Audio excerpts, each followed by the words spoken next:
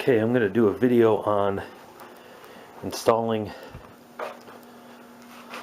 a modification to the impeller of a two-stage snowblower. This particular one is a used Craftsman 9 horsepower, and it's a two-stage. Two-stage being there's an auger in the front which kind of grabs the snow and then throws it into the back where there's an impeller. Let me get on right here. So it's a two-stage. The auger feeds the impeller, which spins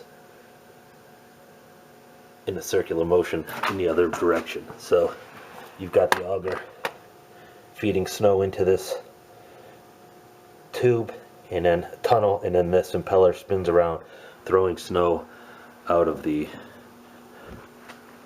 funnel here, or chute. And the deal is the impeller is metal and the tunnel it's inside of is metal, and you don't want them to touch. So there's always going to be a gap, and that is where wet snow and heavy snow will clog, and your snowblower will jam up. The reason I'm doing this is because I just bought this for cheap money. Brand new snowblowers like this are usually about $1,500–$1,600. I bought this old used one which runs fine for $200, but it's performing like a $200 snowblower. So I bought this kit on Amazon, and I'll put on the video how much I spent on it at the time of this filming. Right there. And I'll put a link in the video in the description if you want to try to do this to yourself, to your own snowblower. These are universal kits, so they're not specific to any brand, and every snowblower is a little different. Some of them have 3-blade impeller, some of them, like this one, has a 4-blade impeller. So the way I'll be doing this is I'll be removing this chute, and like I said, every snowblower is different, so I'm going to have to figure out how to take this one off, and then I will access the impeller through the hole there in the snowblower. So before we go sticking our hands inside the impeller, now would be a good time to remove the spark plug. That will assure that we don't have an accidental start. I'm going to set that on there so nothing falls, no debris falls inside the cylinder head. So here's the impeller with the chute off. You can see that gap right there. It's almost like a, well, it's actually a pretty large gap. That's the gap that we're going to fill by attaching the rubber pieces. Like I said, these are generic pieces, so this one's obviously too big. I'll have to cut it down to size, and then I'll show you how that gets installed. Now this may not show up on camera because I'm using a black Sharpie on a black material, but I'm going to mark the width that I want my impeller to be with this Sharpie. It doesn't have to be perfect. And then I'm going to cut all 4 pieces to the same size. Okay, now that I've dry fit my piece of rubber in there, I'm going to show you the circumstance that I have with this particular unit and why I'm actually going to use these self-tappers instead of these nuts and bolts to hold the rubber and the metal pieces, the washers that come with it. This impeller has 4 blades, and do you see that?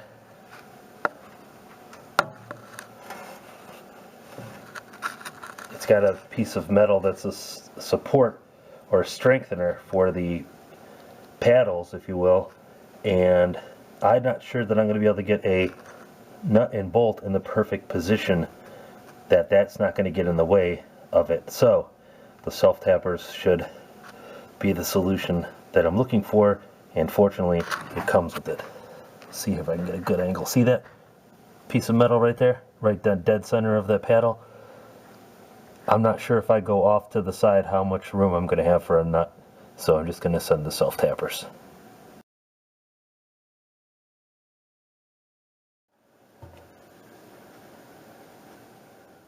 There's the piece of rubber sitting there. That's about how I'm gonna secure it. And to cut these, they'll all be the same length. So I got my template now that I've cut this one.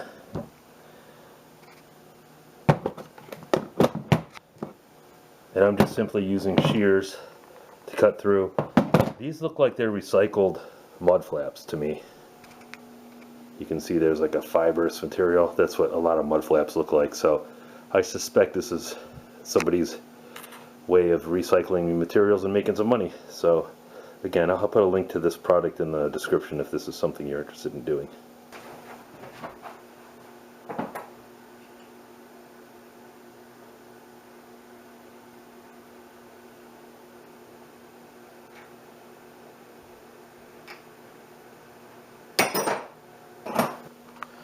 So looking over my materials here, they came in the package. I see that there's only 4 self-tapping screws. So there is another option that you can do. I could either get 4 more self-tappers from inside my house, which I have. They're not quite this size, but they'll work fine. The cool thing about having 4 impellers is you only have to do, if you want, 2 of them.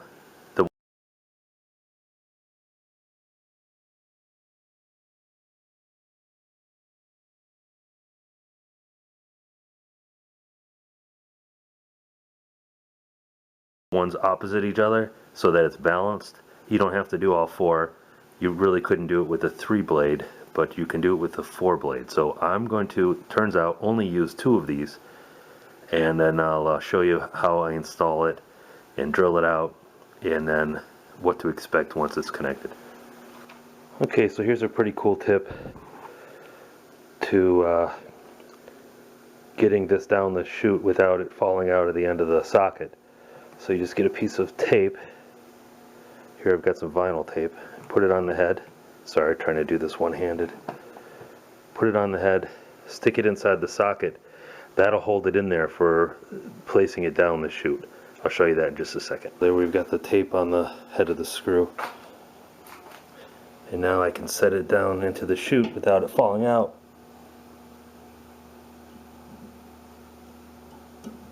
And then I'll just remove the tape when I'm done. I'll do it with the second one and tighten them up.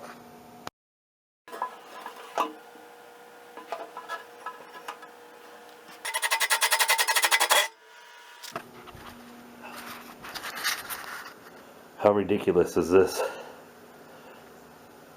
I hadn't accounted for having to get a drill down into the depths of this chute, so that's what I did to resolve that issue.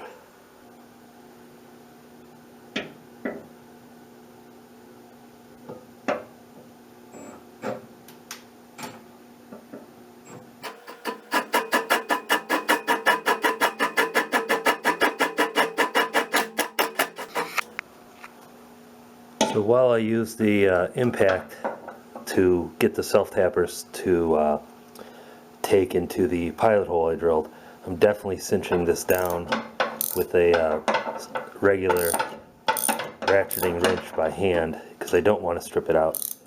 And the cool thing is those washers that come with the kit, well, I don't know if it's cool, but they're not exactly the strongest metal. They are stainless steel, but you'll know you're getting tight enough because you'll feel it bend and you'll see it make an imprint into the rubber visually. If the camera's not picking it up, I'm just letting you know what I'm seeing with my eyes.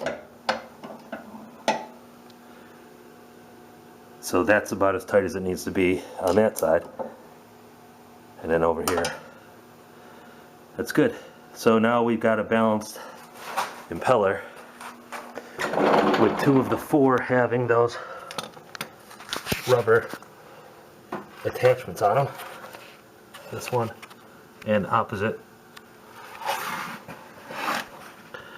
over here. You definitely, like I said, you definitely want to, if you're going to do just 2, like I did, you're going to want them to be across from each other. If you put 2 consecutive, you'd be out of balance. It'd probably make a pretty unpleasant snowblowing experience for you and put unnecessary wear on your equipment. So what I'm going to do is I'm going to fire it up and let it run a couple rotations, and I know that it's going to sound like chaos or hell because you can see that rubber one right there is a little bit bent on the tunnel, so it's making contact. These are the thinner rubber pieces. They come in 1/4 inch and 3/8. I got the 1/4 inch because they should just wear down into the shape that I want them to be and make no gap. Also, those self-tapping screws came with these plastic washers. They didn't fit for me, so I didn't use them. I suppose you could use them if you wanted to fight it, but yeah. Now I've got to reassemble. Well, I'm going to run it through its paces and then reassemble it.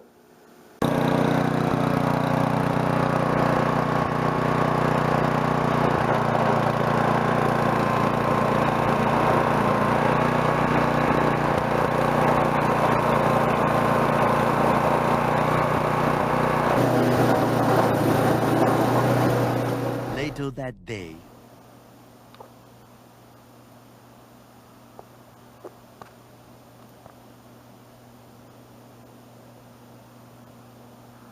The next day.